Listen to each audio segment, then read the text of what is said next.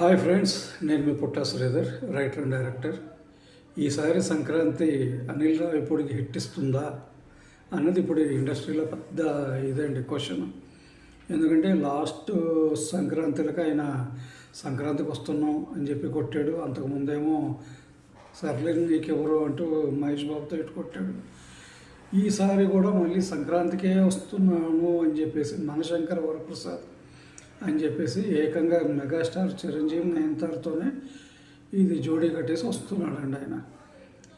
Last హిట్లు రెండు చూసుకుంటే అనిల్ రావిపూడి గారివి, అవి వచ్చినప్పుడు వాటి పక్కన అంత మంచి సినిమాలు ఏం పడలేదు.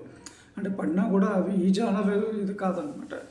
అవి ఏదో యాక్షను అటువైపు ఉన్నాయి కాబట్టి వీళ్ళకి బాగా ప్లస్ అయింది. ఈసారి మాత్రం అనిల్ రావిపూడి గారికి అంత ఈజీ కాదు అని అంటున్నారు అంతా. ఎందుకు అలా ఒకసారి అనుకుంటే, ఈసారి పాన్ ఇండియా స్టార్ ప్రభాస్ కూడా ఎంటర్టైన్మెంట్ వేలోనే వస్తున్నాడు.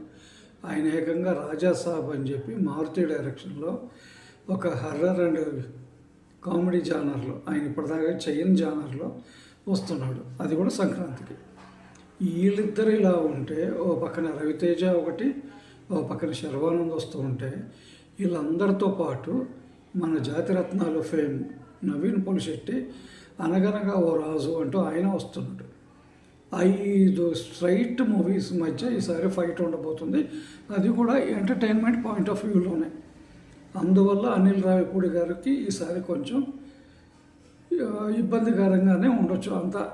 అంత ఈజీగా హిట్ రాదు అని అంటున్నారు.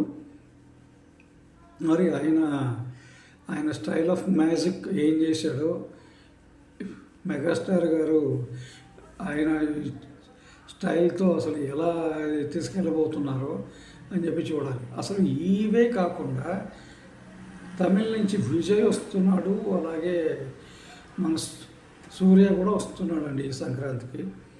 అంటే మొత్తం 7 సినిమాలు ఈసారి సంక్రాంతి బరిలో ఉంటున్నాయి. అన్నీ కూడా ఎంటర్టైన్మెంట్ పాయింట్ ఆఫ్ వ్యూలోనే వస్తున్నాయి.